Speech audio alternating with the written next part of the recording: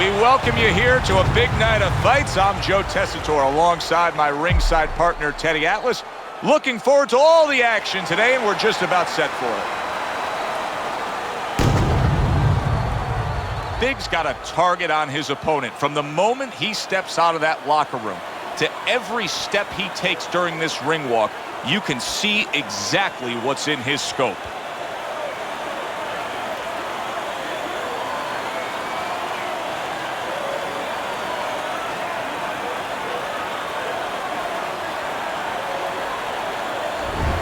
Marvin Hagler is making that final walk that separates man and warrior, soon to be in battle there in the ring.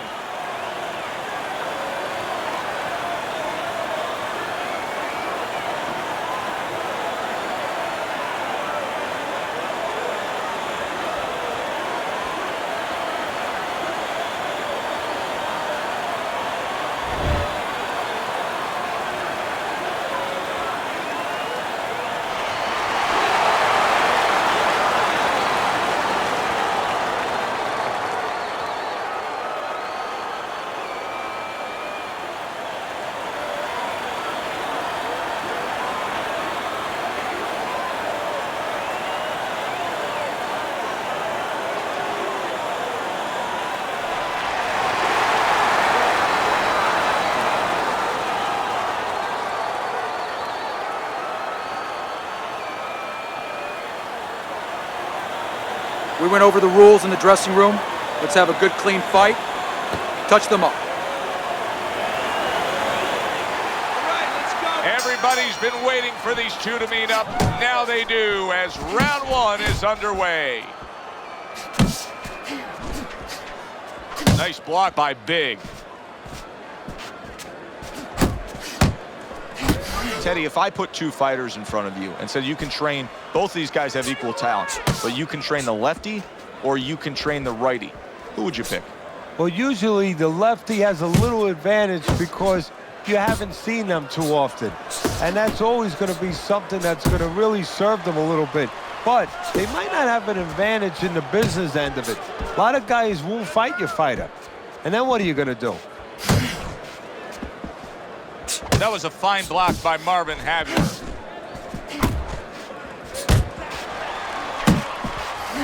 Left to the body.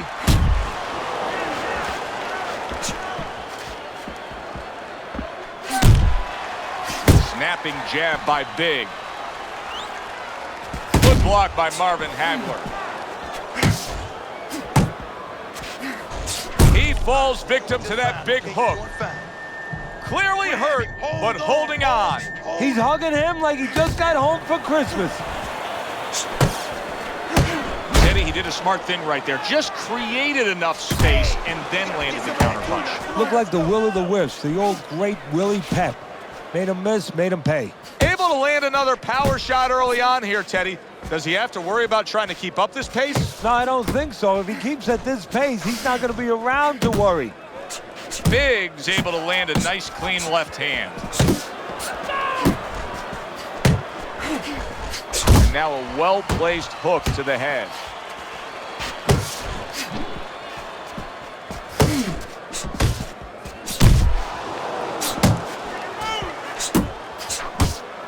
Huge uppercut by Hagler. Nowhere close, that punch by Marvin Hagler. Blocks a shot and pulls the trigger.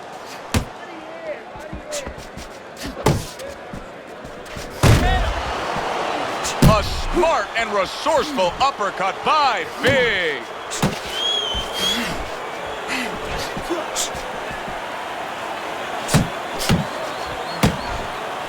Digging in with a left to the gut. Oh, what a whip by Marvin Hagler.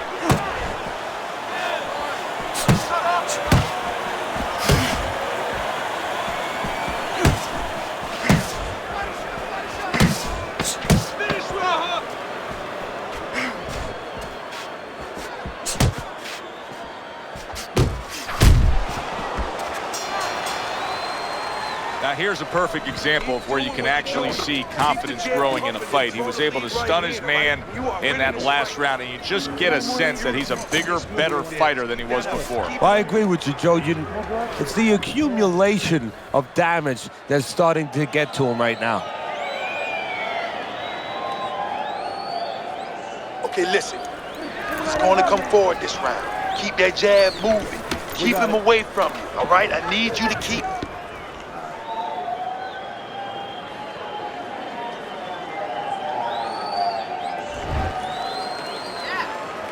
Hagler's corner did a good job during those 60 seconds between rounds. You can tell that he's a fresh fighter, not the fighter that was clearly dazed in the last round.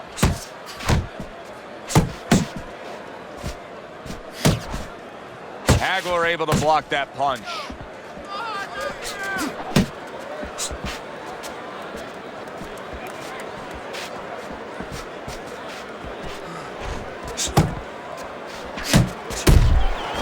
Hagler's crushed by a huge uppercut.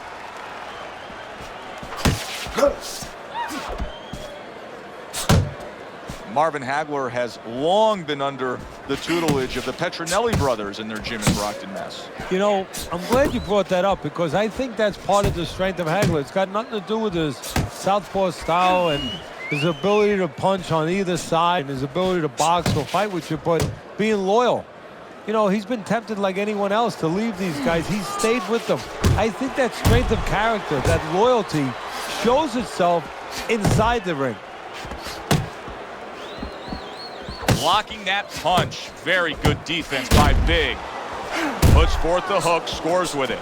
He clearly came in with a strategy here tonight, Teddy, and so many times it's, hey, I'm going to bang that drum. Yeah, he is banging that drum. That drum happens to be the body, and he figures that he's going to try to move on him, so start doing it early on, and later on, he's going to have a guy in front of him. Biggs left, landing well. Oh, keep your feet moving.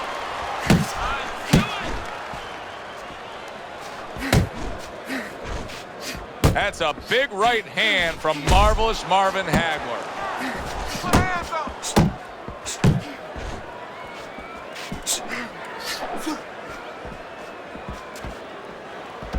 He just missed that shot up top.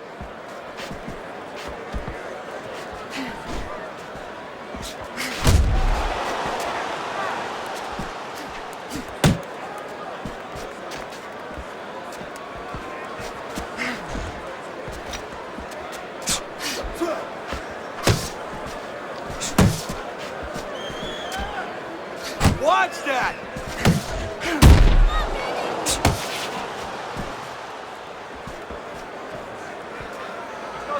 Committing to the work downstairs with the left.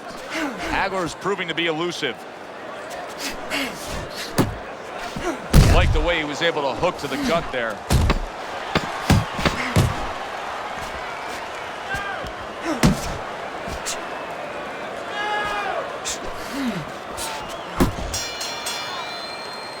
You can almost see it just by the way a fighter sits down on their stool at the end of a round. As we come to the end of this round, you can tell that he's full of confidence and he can't wait to get right back out there and continue doing what he's doing. Well, you're right. The first thing that I notice is his back's not leaning against the corner pad. You know, that's a defeated fighter. That's a fighter. He don't want to go back. Something bad happened to him. You know, he's leaning back like that. You have to pick him up from the stool.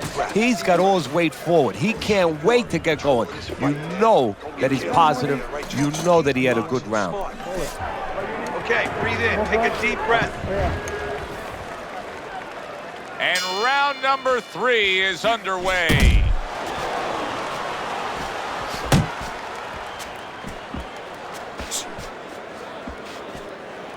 You got this one.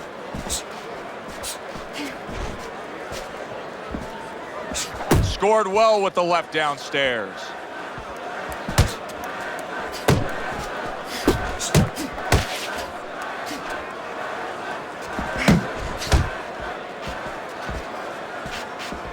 Gets rid of that body shot. 1, 2. Keep moving. Keep moving. Come on, man. Hagler's effort has been admirable, but I don't think he's getting the results he would. Oh, and there you go. Sometimes timing can beat speed. That was the case as marvelous Marvin Hagler ate a well-timed power punch and went down. 1, 2, 3, 4, 5. His opponent is probably wishing this would never be the case, but Hagler is getting right back up and right back into this fight.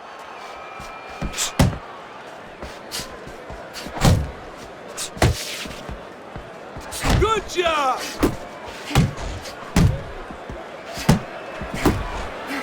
And yet another big shot comes in. And he goes down again. Will he get up from this? 1,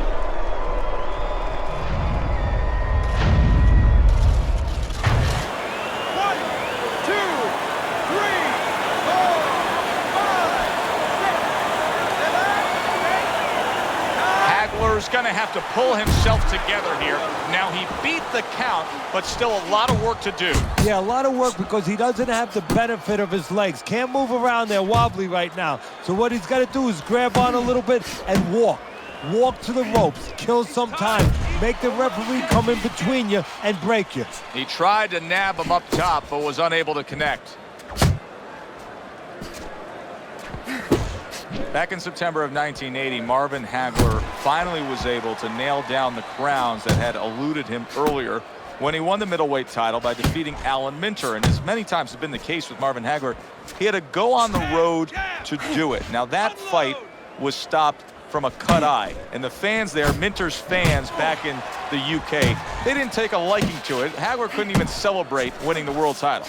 No, actually, his people and other people in the ring had to cover him from the barrage of bottles that were being thrown into the ring. You know, he had to fight his way out of the ring as well as he had to fight his way into the ring.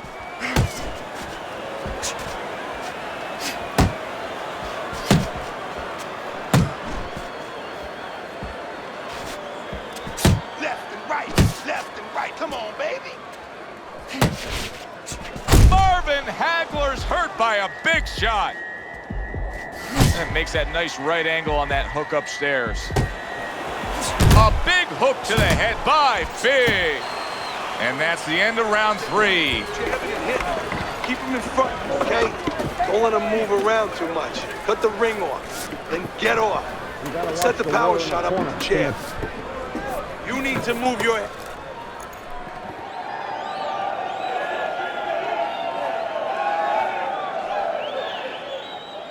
Stay away from the power hand, okay? Keep circling away from that power hand. I need you to keep moving side to side, all right?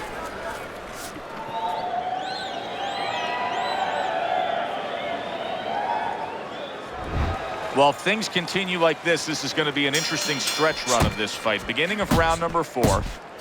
Really frustrating his opponent now. Big so defensively sound, it doesn't make for an easy target. No, it doesn't, and it makes for a very frustrating night for his opponent. I see his opponent now, if you notice, he's getting a little tentative. He's afraid to let the punches go because when he misses, he's worried he's going to leave an opening. And he's holding. That was not well targeted by Marvin Hagler. Big's right hand scores well that time. Hagler's tagged.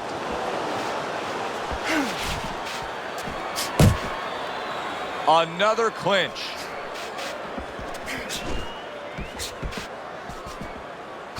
What a big shot. How is he going to survive this? Once again, he hits the deck. He's going to have to find a way.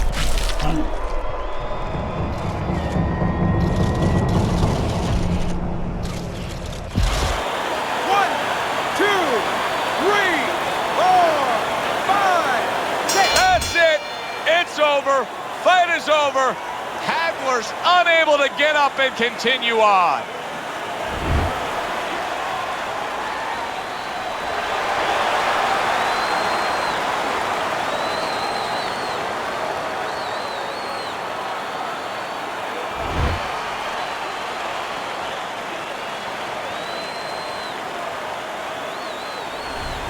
Oh, that's a big win. That's a big win that's going to get everybody in the division's attention. Big's power ends this early. You see results like this sometimes from combination, but one shot, wow. For Teddy Atlas, I'm Joe Tessitore. Have yourself a great evening.